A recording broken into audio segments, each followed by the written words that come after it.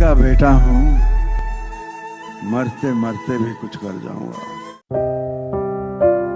तुम जो चले गए तो होगी बड़ी खराबी। 24 नवंबर की उस ठंडी सुबह मुंबई के जुहू में मौजूद उस आलीशान बंगले से जब पहली बार बाहर एक खबर फिसली तो वो सिर्फ मौत की सूचना नहीं थी, बल्कि मानो किसी ऐसे राज का दरवाजा खुल गया हो जिसे बरसों से बंद रखा गया था।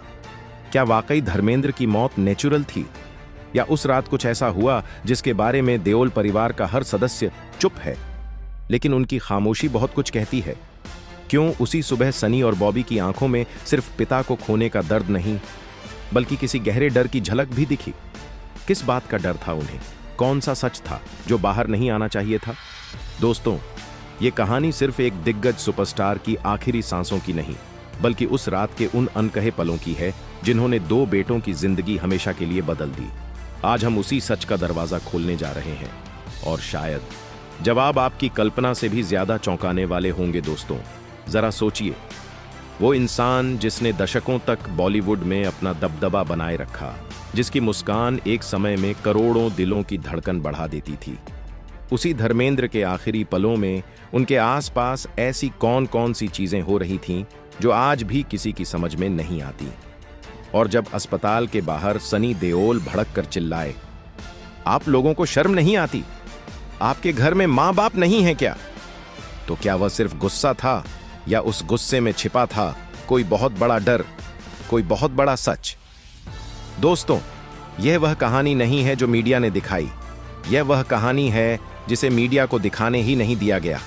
आज हम उसी रात की पूरी टाइमलाइन, उसी क्रम, उसी दबे सच और उन सवालों के साथ आपके सामने रख रहे हैं जिनके जवाब आज तक कोई नहीं दे पाया।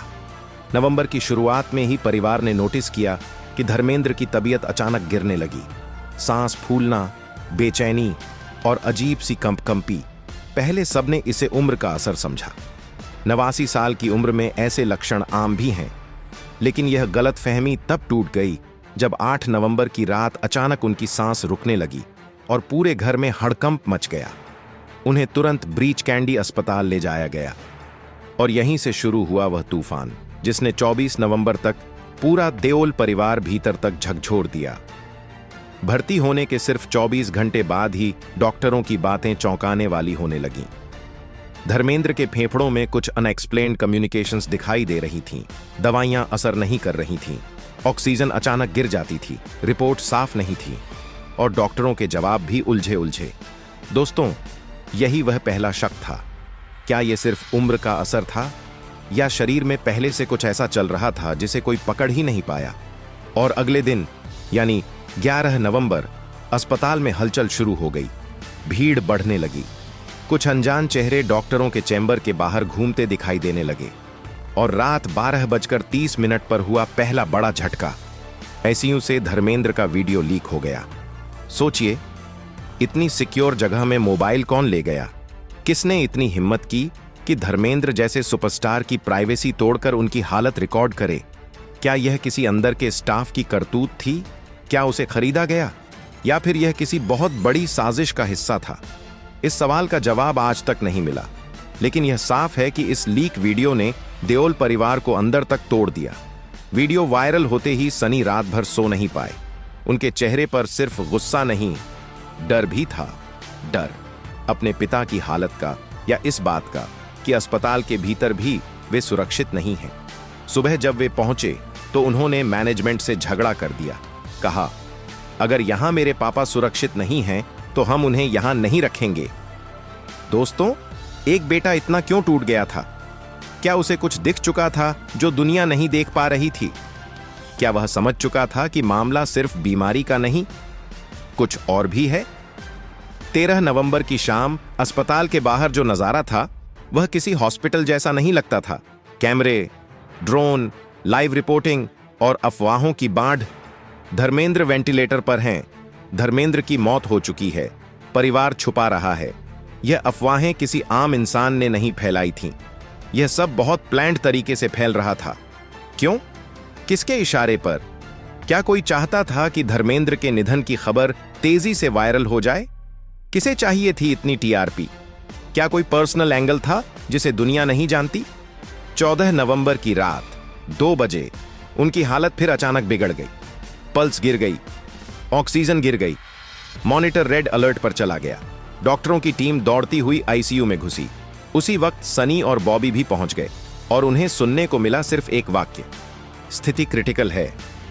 इन 4 शब्दों ने दोनों बेटों की दुनिया हिला दी। अगले 3 दिनों तक यही स्थिति बनी रही। कभी हालत थोड़ी सुधरती, फिर अचानक गिर जाती, और इसी दौरान 2 बेहद अजीब चीजें हुईं। डॉक्टर हर सवाल पर चुप रहने लगे। रिपोर्ट समय पर नहीं दी जा रही थी। कई पैरामीटर्स परिवार को बताए ही नहीं जा रहे थे। 2 बार गलत दवाई दिए जाने की खबर उड़ी। परिवार ने इसे दबा दिया ताकि मीडिया का हंगामा न बढ़ जाए। लेकिन सवाल आज भी कायम है, गलती थी या कुछ और? 18 नवंबर को पहली बार परिवार के करीबियों ने कहना शुरू किया, मामला सामान्य नहीं लग रहा। क्यों? क्योंकि हर रिपोर्ट अलग आती थी। हर दिन नई दवाई ट्रायल होती।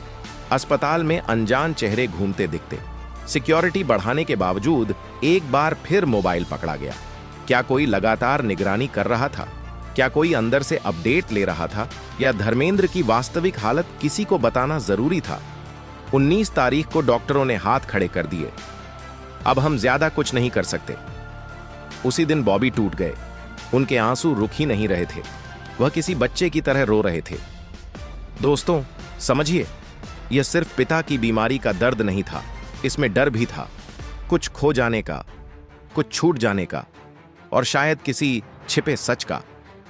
धर्मेंद्र की हालत देखकर परिवार ने फैसला किया, अगर कुछ अच्छा होना है तो घर पर ही होगा। और इसी वजह से धर्मेंद्र को ब्रीच कैंडी से डिस्चार्ज करके जुहू वाले बंगले में होम आईसीयू बनाया गया। दोस्तों, याद रखिए, होम आईसीयू सिर्फ उन्हीं मामलों में बनाया जाता है जहां स्थिति साधारण नहीं होती। जहां अस्पताल पर भरोसा उठने लगे, वहां सवाल उठता है, क्या देओल परिवार का विश्वास भी टूट चुका था? धर्मेंद्र को घर लाया गया तो बाहर की दुनिया ने मानो चैन की सांस ली, लेकिन परिवार के लिए असली डर वहीं से शुरू हुआ। घर के बाहर रात भर भीड़, मीडिया का शोर, ड्रोन की भनभनाहट, खड़े फोटोग्राफर्स और अफवाहों का बढ़ता तूफान। जैसे जैसे रात गुजर रही थी, वैसे वैसे भय और बेचैनी बढ़ती जा रही थी।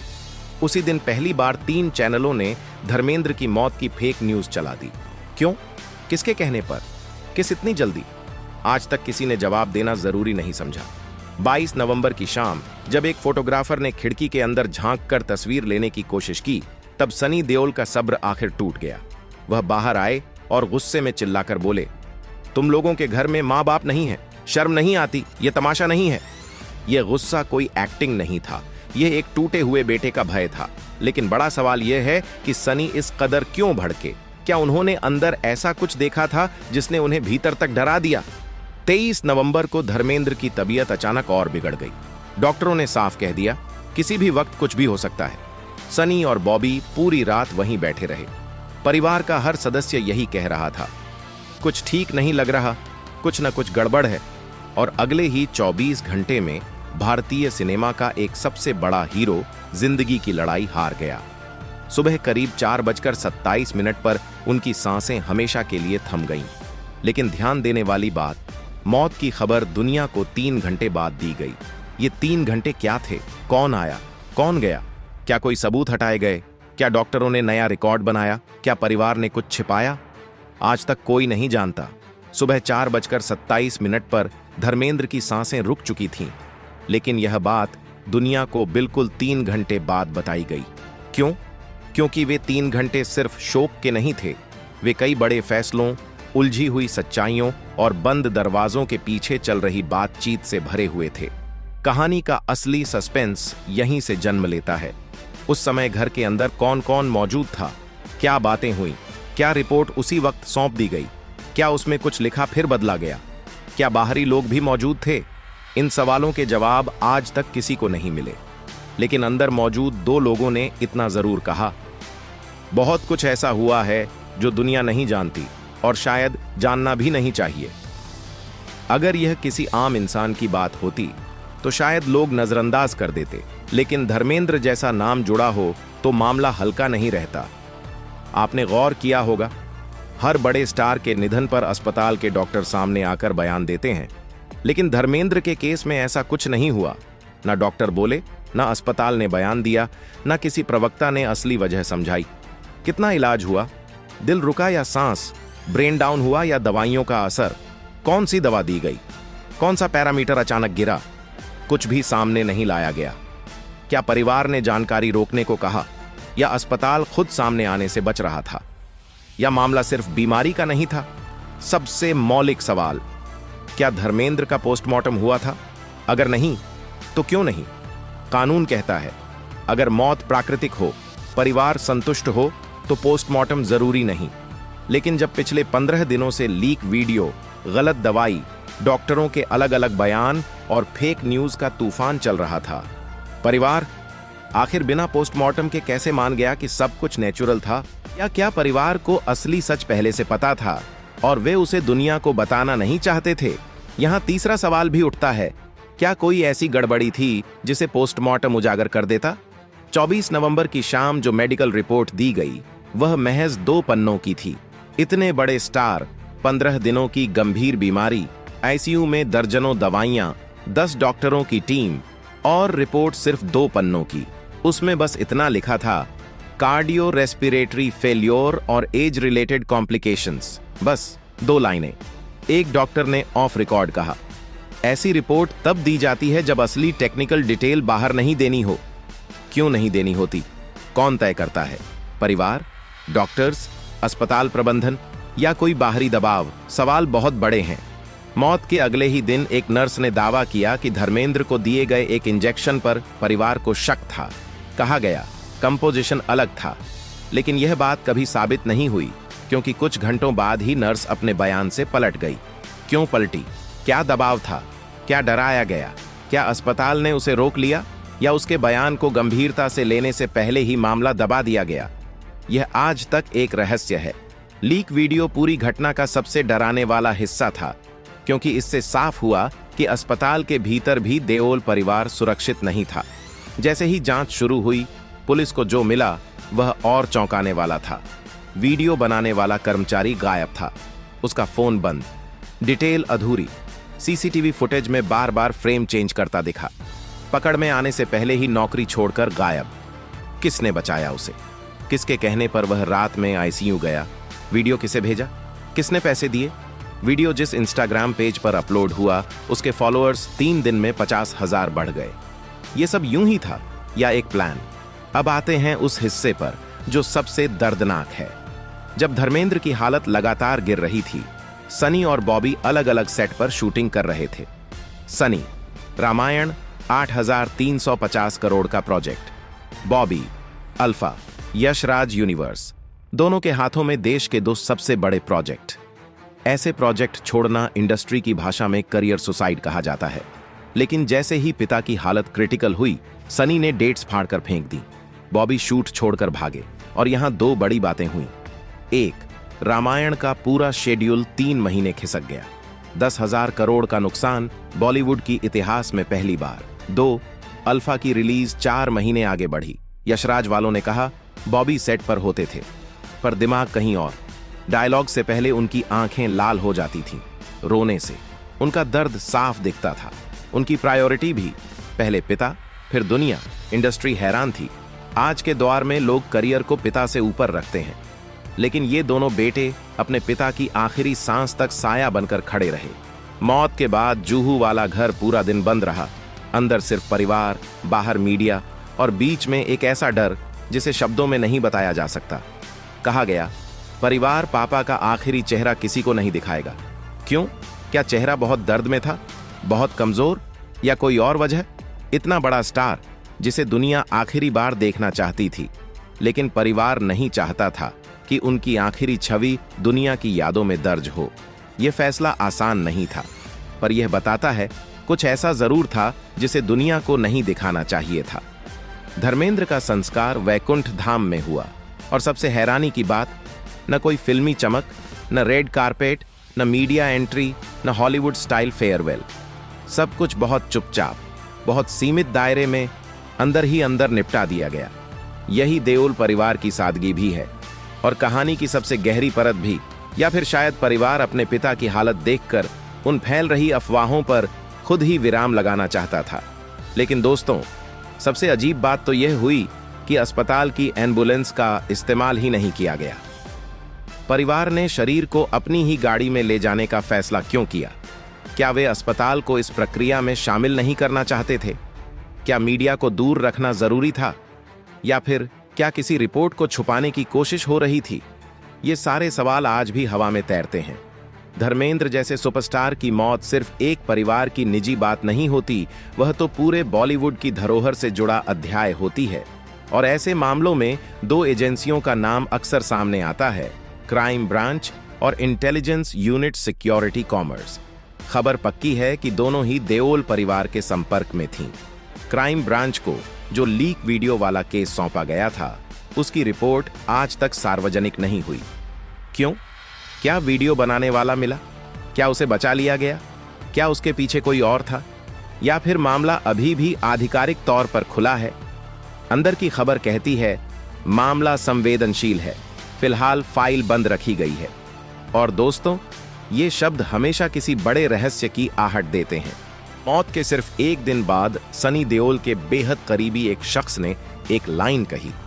भाई के दिल में बस यही बात घूम रही है, काश हम उन्हें पहले ही अस्पताल से निकाल लेते। ये एक वाक्य पूरी कहानी का रुख बदल देता है। इसका मतलब क्या है?